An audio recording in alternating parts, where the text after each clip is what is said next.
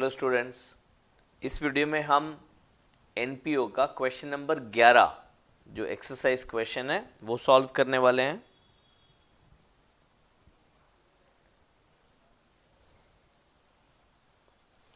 From the following balance sheet and receipt and payment of new English school Barshi, prepare income and expenditure account and balance sheet as on that date. तो हमें opening balance sheet दिया गया है and receipt and payment account दिया गया है और नीचे तीन छोटे छोटे एडजस्टमेंट्स हैं और हमें बनाना है क्या, क्लोजिंग बैलेंस शीट, यानी 31 मार्च 2020 का बैलेंस शीट हमें प्रिपेयर करना है। तो क्या करेंगे, ओपनिंग बैलेंस शीट से सारे फिगर्स जो भी रिलेवेंट हैं, नॉट सारे फिगर्स, जो भी रिलेवेंट फिगर्स हैं वो क्लोजिंग बैलेंस शीट में लिख देंगे इनर कॉलम में। जैसे कैश इन हैंड और कैश एट बैंक नहीं लिखेंगे, इसलिए मैंने बोला जो भी रिलेवेंट है। कैश इन हैंड और कैश एट बैंक नहीं लिखेंगे क्योंकि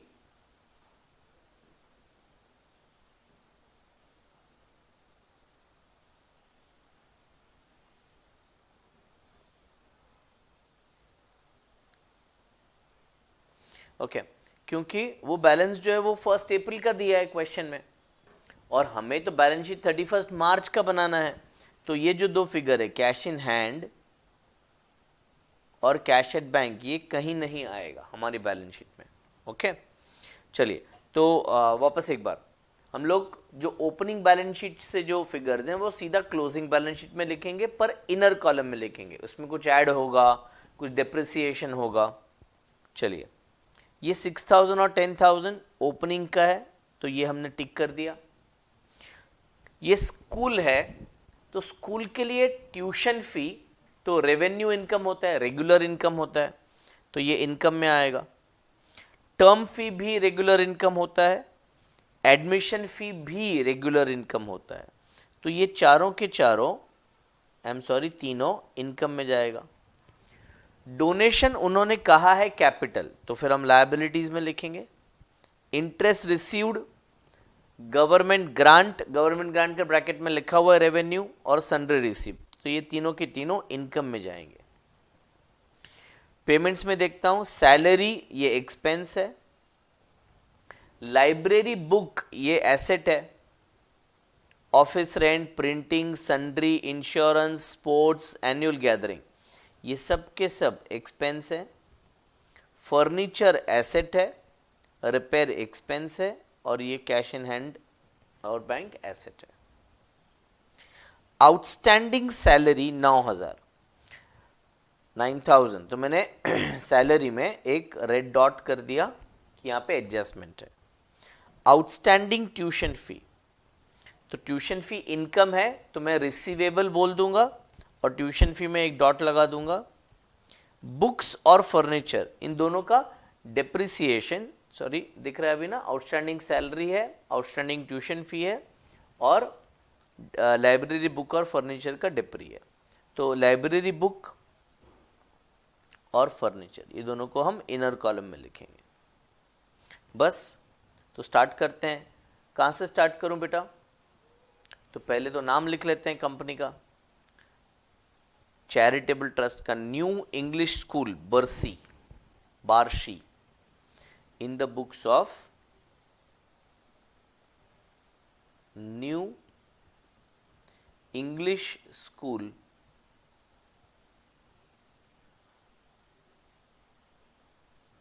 बार्शी, और income and expenditure account for 31 March 2019 no,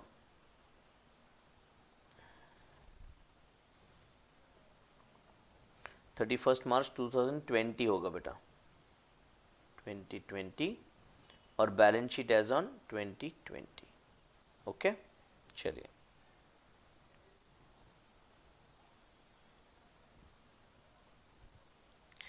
पहले कैपिटल फंड से स्टार्ट करते हैं। कैपिटल फंड कहाँ जाएगा? लायबिलिटीज में लिखेंगे सर, तो कैपिटल फंड इनर कॉलम में मैं लिखूंगा 6,40,000 43,000। Next, cash in hand cash at bank नहीं आएगा। बिल्डिंग, अच्छा बिल्डिंग में डिप्रिसिएशन भी नहीं बोला है तो सीधा बाहर लिख देंगे क्लोजिंग बैलेंस शीट में 450 और फर्नीचर 72, दो दो फिगर साथ में लेता हूं मैं। तो बिल्डिंग में बाहर लिख देता हूं 4,50,000। फिर उसके बाद फर्नीचर 72,000 इनर कॉलम में लिख दिया। नेक्स्ट, लाइब्रेरी बुक और कंप्यूटर लेबोरेटरी। लाइब्रेरी बुक में एडजस्टमेंट है। अच्छा, फर्नीचर में दो चीजें हैं, फर्नीचर खरीदा भी है और उस पर डिप्रिसिएशन भी है, तो इसीलिए मैं दो रो ब्लैंक छोड़ रहा हूं। नेक्स्ट आया मेरा लाइब्रेरी बुक्स 45,000। अगेन मैंने दो रो छोड़ दिया क्योंकि नया परचेज भी है और डिप्रिसिएशन भी है। उसके बाद आया कंप्यूटर लेबोरेटरी,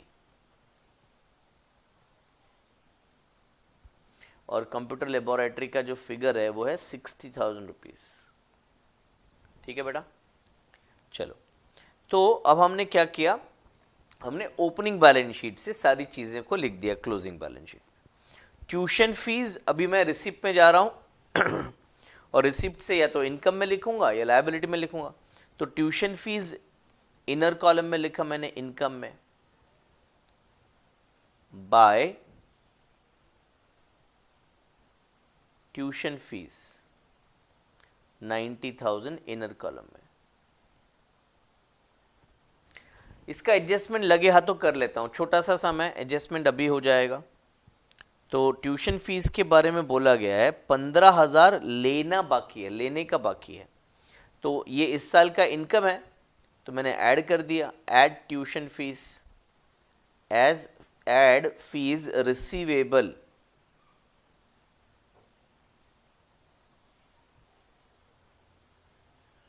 15,000, 1,05,000 और ये फीस रिसीवेबल है तो एसेट आएगा।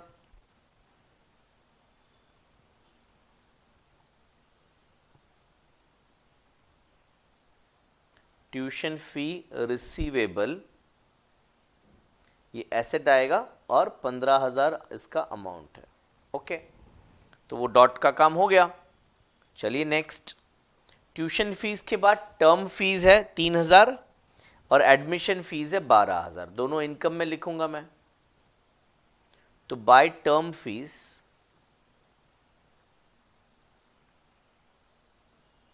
3,000 and then by admission fees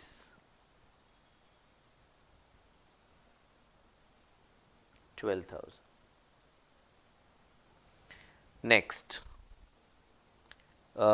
donation है और क्वेश्चन में लिखा है कैपिटल डोनेशन है, तो कैपिटल फंड में ऐड करूंगा 61, इंटरेस्ट 2,000 इनकम में। तो कैपिटल फंड में add donation,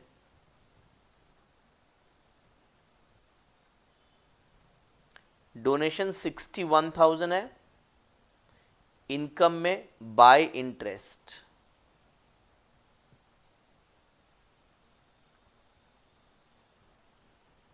bye interest 2,000। Next, government grant है 1,20,000 और सन्ड्री रिसीप्ट है 11,000। अगेन ये दोनों इनकम है तो इसको इनकम में लिखता हूं, by government grant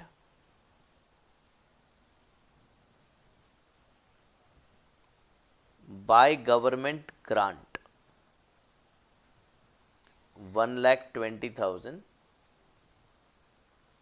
and by sundry receipts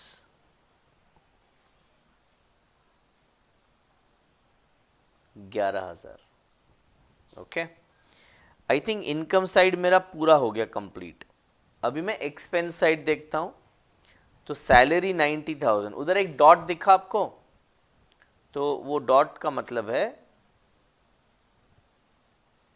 कि एडजस्टमेंट है, तो टू सैलरी, इनर कॉलम में मैंने लिख दिया 90,000। ये कॉलम पता नहीं इतना बड़ा कैसे हो गया, एंड आई थिंक बीच में कहीं हाथ लग गया होगा इसलिए इतना बड़ा हो गया।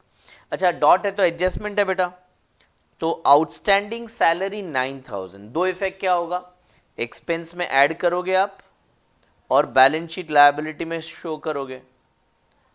तो ऐड आउटस्टैंडिंग 9,000, टोटल यहां पे लिख दिया 99 और लायबिलिटीज में शो किया आउटस्टैंडिंग सैलरी 9,000। ठीक है, चलिए नेक्स्ट देखते हैं library books. Library books asset है सर, तो 14,000 का नया बुक्स खरीदा, ओके, तो add purchase, add purchase 14,000। Next office rent, printing, sundry, insurance, sports और एनुअल गैदरिंग, ये सब के सब एक्सपेंसेस हैं। मैं इसको वन बाय वन लिख रहा हूं, मेरे पास क्वेश्चन है वहां से मैं फिगर्स को कॉपी कर लेता हूं फटाफट। तो इधर आ जाता है आपका पहले टू ऑफिस रेंट 10,000, उसके बाद to printing and stationery 22,000, to sundry expense 12,000, to insurance 10,200, to sports expense 8,000, to annual gathering, annual day बोलते हैं ना, इधर एनुअल गैदरिंग बोला है, एनुअल गैदरिंग एक्सपेंस कितना 9,000। तो ये सारे मैंने लिख दिए। फर्नीचर खरीदा है सर, नया फर्नीचर खरीदा है, बहुत बड़ी बात है, बहुत बढ़िया बात है। तो फर्नीचर में ऐड करो बेटा, ऐड न्यू या ऐड परचेस। फर्नीचर हमने परचेस किया है 50,000 रुपीज का, यस 15,000 का फर्नीचर खरीदा गया है 50,000। नेक्स्ट रिपेयरिंग का 15,000, 15,000 का एक्सपेंस है, सो टू रिपेयर्स एक्सपेंस में लिखोगे आप 15,000। अब क्लोजिंग बैलेंस ऑफ कैश और बैंक, तो वो एसेट साइड पे आ गया, cash in hand and cash at bank. Cash in hand है 4,800 और कैश एट बैंक है 70,000। आगे तो अभी आगे क्या है, सारा पोस्टिंग हो गया है ना। अभी एडजस्टमेंट से क्या बाकी है देखते हैं। सैलरी तो हो गया था, ट्यूशन फी भी हो गया है, डेप्रिसिएशन बाकी है। अब यहाँ पे डेप्रिसिएशन में रेट ऑफ डेप्रिसिएशन नहीं दिया है, अमाउंट ही सीधा कैलकुलेट करके दे दिया, तो बहुत अच्छी बात है। 9,000 और 10,000, लाइब्रेरी बुक्स का 9,000 है, सो लेस डेप्रिसिएशन 9,000। बच्चा ब्रैकेट करना है इधर, हाँ, तो अगर ये मैं माइनस कर दूं तो ये मुझे 50,000 नजर आ रहा है, और यहां पे अगर मैं माइनस करूं लेस डेप्रिसिएशन 10,000 तो ये मुझे नजर आ रहा है 1,12,000। मैं याद रखूंगा कि एसेट्स एडजस्टमेंट्स के दो इफेक्ट होते हैं सर। तो एक्सपेंस में मैं लिख रहा हूं to depreciation on books and on furniture. तो बुक्स का डेप्री 9,000 था, फर्नीचर का डेप्री 10,000 है, टोटल हो गया 19,000। तो अब मेरी सारी एंट्रीज हो चुकी है, सारे एडजस्टमेंट्स की भी इफेक्ट्स मैं दे चुका हूं।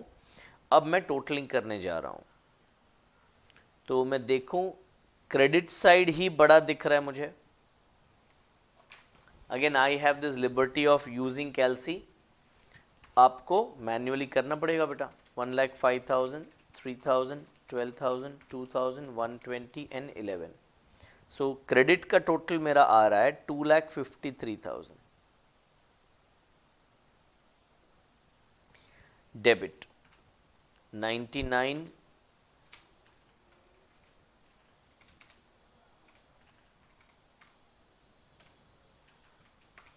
plus 10 plus 22 plus 12 plus 10,200, 8, 9, 15 और 19, 2,04,200 ये टोटल आ रहा है। और 2,53,000 क्रेडिट का टोटल था, तो डिफरेंस अगर मैं निकालूं तो दिस कम्स टू 48,800। ठीक है, तो ये क्या हो गया, सरप्लस हो गया। ये 2,53,000 और ये 48,800, ये हो गया आपका surplus. So to surplus of income over expense. Second effect बेटा क्या होगा, कैपिटल फंड में ऐड करेंगे, तो ऐड सरप्लस 48,800, इसको मैं 643 में और 61 में ऐड करूं तो बाहर आ रहा है 7,52,800। 9,000 एक ही लायबिलिटी है, तो if I add that I get 7,61,800। हर बार की तरह धड़कते दिल से चेक कर लेते हैं कि हमारा क्रेडिट साइड टैली हो रहा है कि नहीं। 4,50,000 डेबिट साइड है, एसेट साइड।